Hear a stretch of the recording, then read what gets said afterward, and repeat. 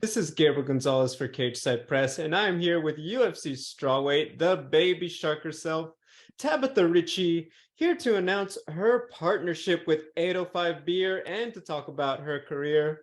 So, Tabatha, first of all, what is it like to have a sponsor and just be with a company like 805? And how many of your friends ask, hey, well, can we get some beer now? Well, I do have a lot of friends that really enjoy the beer and always ask me. Well, for me, it's huge to be part of 805. I'm 805. I live at Area 5. So I'm very happy with the partnership. I'm more happy because I got to meet everybody there and I really feel like home. I think 805 is like, is the lifestyle, is my face, you know. I love everybody that works there. Nathan, Shelby, they're good people. I met David Walker, so it was huge to meet him. So I'm very happy to be part of this team. Let's start with the important question. How do you like your beer? From draft, from the tap, or from the bottle? I like the beer on the can, actually. Can. Okay, Yeah, that's okay. my favorite. And now, is the fridge at home? Do you just have a bunch of cases of beer like at the house now, or how does it work? Well, usually when I'm like we're doing a barbecue or when we get together with my friends, I talk with the 805 team and they just send me some beers at my house. Awesome. Sounds like a good time. And Yeah. then finally, you touched on it a little bit. How did this come together? Was it just through your manager? Was it a particular one that you were a fan of before you started talking to them? How did this come together? Well, I have a very good team that helped me. You know, I have my girl that helped me in the social media. I have Arthur that helped me find a good sponsors that's my face. You know, so I always have been fan of 805. It's my favorite beer. So we reach out to them. We introduce myself, and then we're here working now. Awesome. Well, I'm sure the after parties are going to be a lot more fun now that you have a really cool sponsor. So that's really cool. Yeah. Yeah. I want to talk to you a little bit because obviously going into 2023, now this is, I believe, going to be completing your second year overall being a UFC fighter. Obviously, Mhm.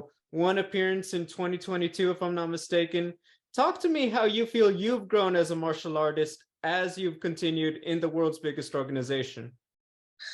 Well, I started in martial arts because of my dad. He's a master in judo. So I got introduced to martial arts since I was 6 years old, you know, when I was a little girl. And since that, I got in love. And then I never stopped to training, being tried different martial arts too. Went to Muay Thai, Jiu Jitsu, and I already knew what I want. So I'm very competitive and I really have a love for what I do. So uh, that's the way I grew in the martial arts. And do you feel like you are still growing a lot, even though you've already reached, the top league in the world? For sure. I feel like I'm learning every day. There's always something new. I'm learning from everybody. I'm learning every day from white belts to black belts to masters. So it's martial arts, a consistent learning every day, you know. So sometimes you feel like a white belt. And it's super fun, the martial arts, because you're able to share the knowledge with everyone. So yeah, I'm still have a lot to learn. I know last year you had some, the fights moved around, canceled a little bit. Was it frustrating that you weren't able to fight more in 2022? And how did you handle that? Was very frustrating for me because I had a goal that I want to try to get to the rank last year, and I want to have more fights that I can, but is I cannot control that. So I just took that as a huge experience for me, and I just improved. I just feel like I got even better, you know. And now I have this opportunity again, and then I'm be more than ready to fight. And then I did want to ask because strawweight is very interesting compared to all of the other weight classes Yeah, in the UFC people have questions. Who is the best strawweight? Because obviously Rose defeated Wei Li, Carla Yeah. defeated Rose, Wei Li defeated Carla. So there's a lot of question. Who is the best strawweight? Who do you think is the best in your weight class right now? Well, definitely the Whaley, and she have been improved, you know. So I think now she's the best in the division, but the division is stacked of a lot of good fighters, you know. So I feel like the belt's still gonna be floating around for a little bit. Amanda Lemos coming in hot. Um, uh, a lot of girls like Carly Esparza, Mackenzie Dern, Marina. So yeah, there's a lot of top ranks there that can be changed. But for now, I believe that Whaley is the best one. And then obviously we have your fight coming up in March on the first pay-per-view.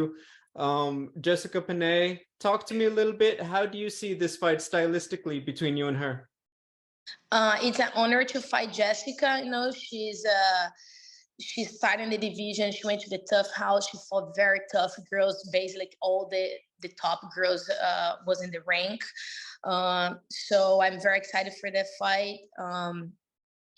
I think it's gonna be fun. I think it's gonna be very entertaining, and I think people are gonna see more from me because of my last fight against Poliana. I couldn't show much. It was more on lay on the ground, so it was I couldn't show much what I train, you know. So I feel like this fight will be more entertaining. And then in terms of training, I know you travel a lot for your different fight camps. Do you know where you'll be working a lot for this one, or do you feel like you might just go where you will find more girls that could help you prepare Uh, specifically for Jessica? Well, I would stick with my team. You know, I do live in a small town. I don't have a one gym that I train everything. So I just keep doing my schedule, going everywhere, you know, like training with my coach. I have my own team, and I'm going to Black House. I have great training partners there. I have Piera LaFiere, she's undefeated. Sabina Mazo, she's a great fighter, you know. Sometimes I go to Ruka to train with Mackenzie. So I do have a great training partners, and I have amazing coach. So I just trust in the process and my team. And then my final question, obviously we're just speaking at the beginning of the year. In perfect world, if Tabatha Ricci gets her way, what do you want to do? What do you want to accomplish in 2023? Is it having a lot of fights? Is it moving up the rankings? What does your perfect year look like in the cage? Uh, I do want to be active. I want to do many fights that I can, you know. That's what I do every day. That's my job. So if I'm healthy, if I'm good, I'm down to fight. And my goal is stick with the same that I had last year. I want to be in the rank. I want to work my way up, you know, smart, and try to keep healthy and ready for what comes for me. Well, Tabitha, we're looking forward to it. Like I said, at UFC 285, you versus Jessica Penne.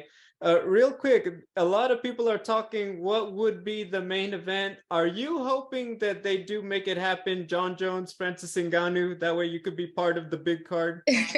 Well, I hope that happens. That's gonna be huge. I'm very excited also for John Jones coming back.